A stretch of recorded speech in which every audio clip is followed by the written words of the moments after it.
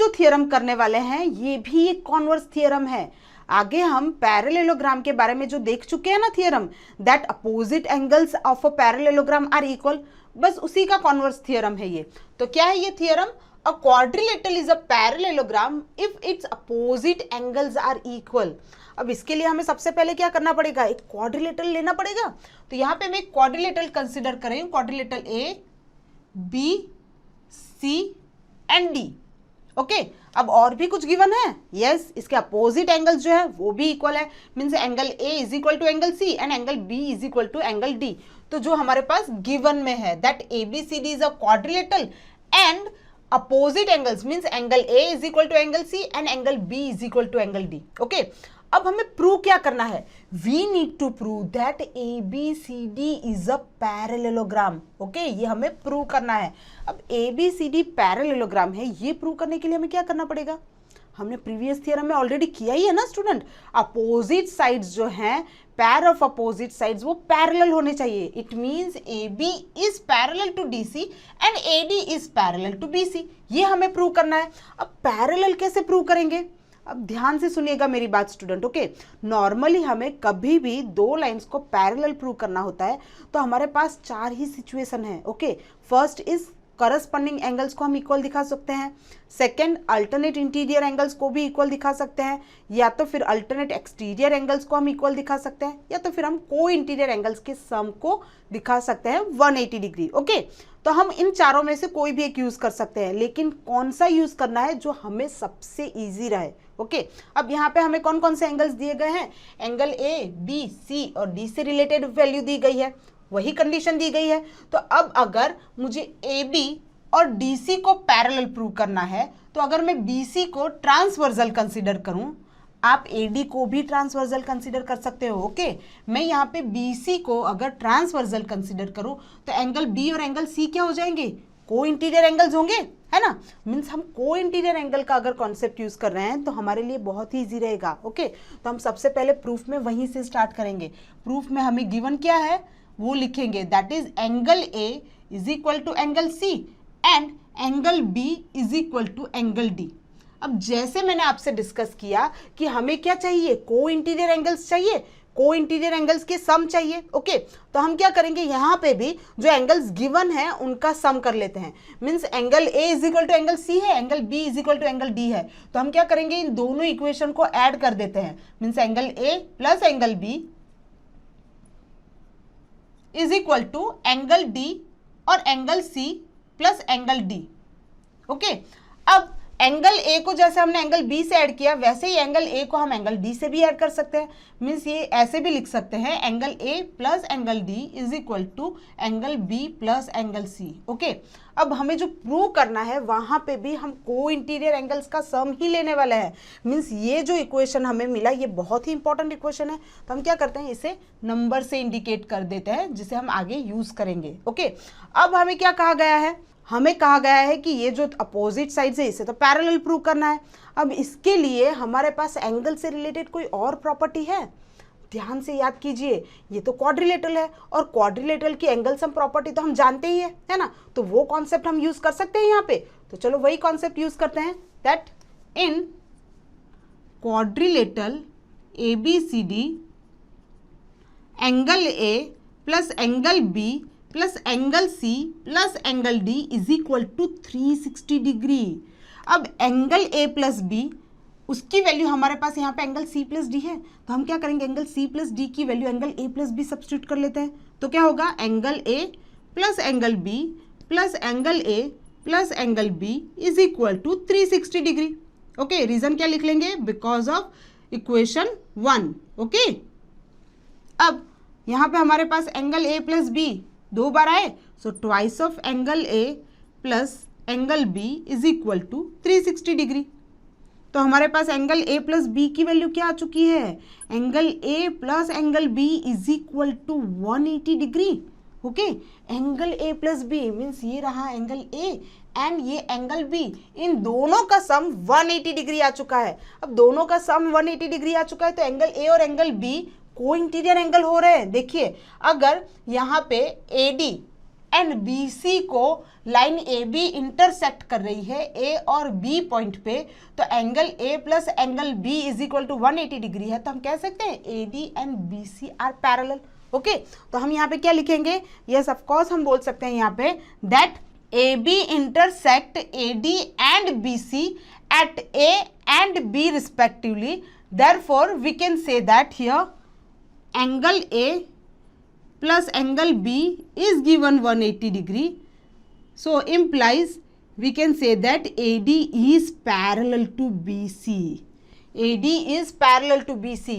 अब इसका रीजन क्या हो जाएगा, because of co interior angles. Okay, co interior angles का सम 180 डिग्री है, तो AD is parallel to BC।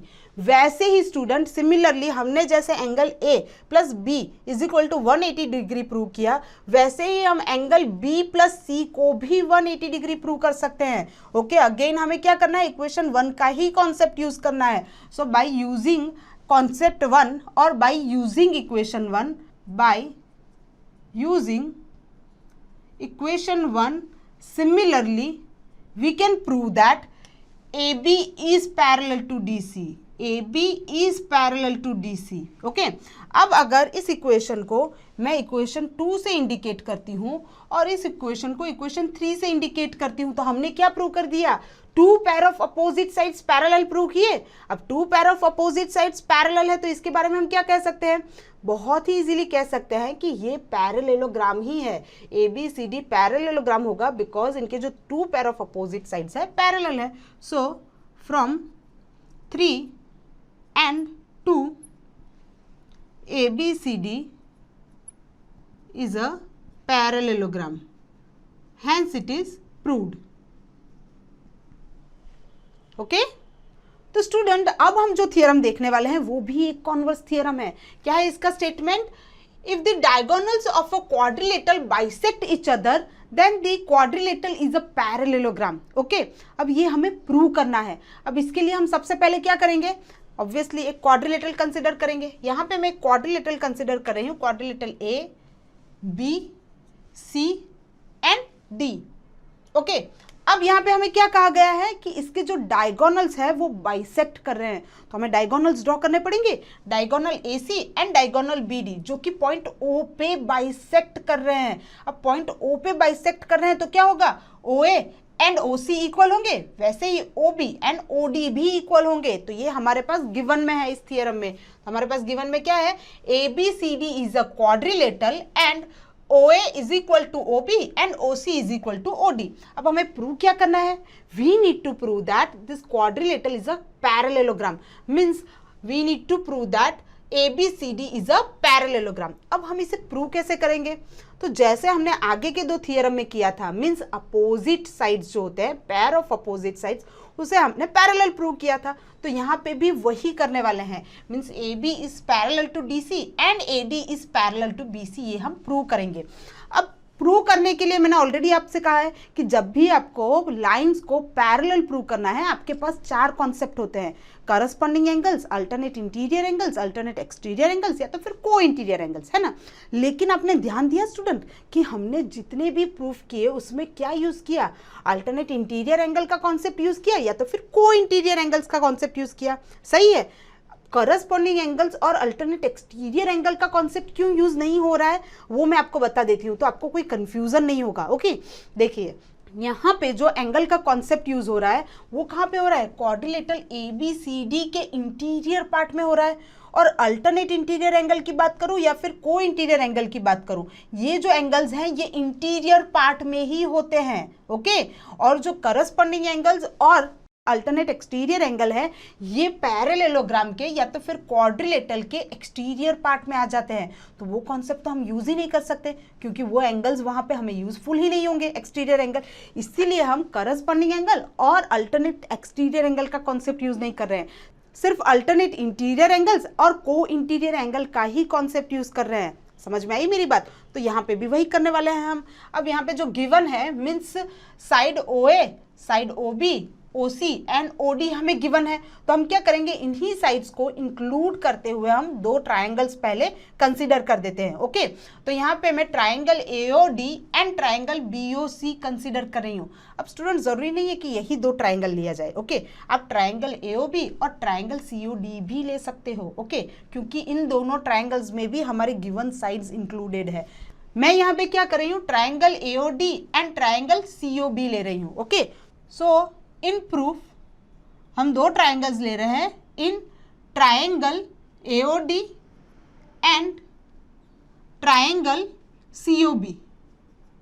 अब इन दोनों ट्राइंगल्स में इक्वल क्या है ये हम प्रूव करेंगे। देखिए, अगर मैं इन दोनों ट्राइंगल को कॉन्ग्रुएंट प्रूव कर देती हूँ, ध्यान से सुनिएगा, अगर मैं इन दोनों ट्राइंगल को कॉन्ग्रुएंट प्रूव कर देती हूँ तो इनके जो करस्पॉन्डिंग पार्ट्स है, means corresponding sides and angles भी तो इक्वल होंगे। ओके, तो हमारा मेन एम क्या है, हमें AD और BC को पैरेलल प्रूव करना है। अगर मैं AD और BC को पैरेलल प्रूव करना चाहती हूँ तो angle DAO and angle OCB, अगर ये दोनों एंगल्स इक्वल हो जाते हैं, means alternate interior angles equal हो जाएंगे।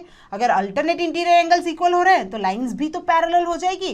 तो हमारा मेन कॉन्सेप्ट वही है, हमें दोनों ट्राइंगल को कॉन्ग्रुएंट दिखाना है तो अल्टरनेट इंटीरियर एंगल्स भी हमें इक्वल मिल जाएंगे। ओके, तो यहाँ पे सबसे पहले हम क्या करेंगे, दोनों ट्राइंगल्स में क्या इक्वल है ये देखते हैं। तो हमें गिवन में तो क्लियरली दिया ही गया है, OA एंड OC इक्वल है, मीन्स दोनों ट्राइंगल में एक एक साइड इक्वल है। So we can write here OA is equal to OC।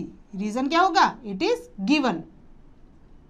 अब और क्या इक्वल है, तो देखिए angle AOD and angle COB, ये दोनों एंगल्स भी तो इक्वल होंगे। रीजन क्या हो जाएगा, वर्टिकली अपोजिट एंगल। तो हम लिख सकते हैं यहाँ पे angle AOD is equal to angle COB। Reason is because of vertically opposite angles, है ना। अब आगे और क्या इक्वल हमें प्रूव करना है, तो यहाँ पे हमें और जो इक्वल है वो हम देख लेते हैं। हमें साइड OD और OB भी तो इक्वल दिए गए हैं, है ना। साइड OB और OD भी तो इक्वल दिए गए हैं, तो हम क्या लिख सकते हैं यहाँ पे OB is equal to OD, ये भी हमें गिवन में ही है। तो हमने यहाँ पे कौन सा क्राइटेरिया सेटिस्फाइड किया, देखिए साइड एंगल साइड, यहाँ पे हमने क्या किया, side angle side, side angle side, तो दोनों ट्राइंगल में हमने SAS क्राइटेरिया सेटिस्फाइड कर दिया। तो ये दोनों ट्राइंगल कॉन्ग्रुएंट होंगे, तो हम क्या लिख सकते हैं, therefore triangle AOD is congruent to triangle COB।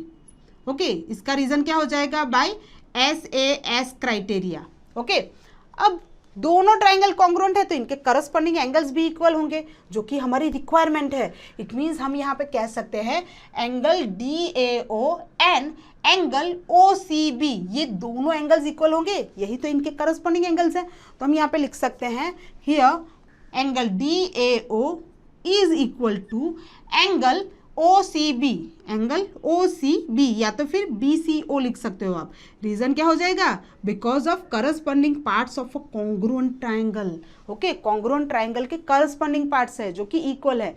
अब यहाँ पे ध्यान से देखिएगा, AD और BC इन दोनों लाइन को अगर AC लाइन इंटरसेक्ट कर रही है, कौन सी कंडीशन के साथ, अल्टरनेट इंटीरियर एंगल्स को इक्वल करती हुई। तो अगर अल्टरनेट इंटीरियर एंगल्स इक्वल है तो AD और BC भी पैरेलल होंगे।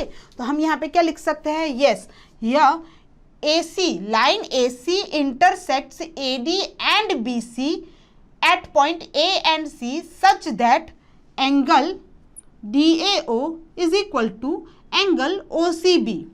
Okay, therefore we can say that AD is parallel to BC, AD is parallel to BC। इसका रीजन क्या हो जाएगा, because of alternate interior angles.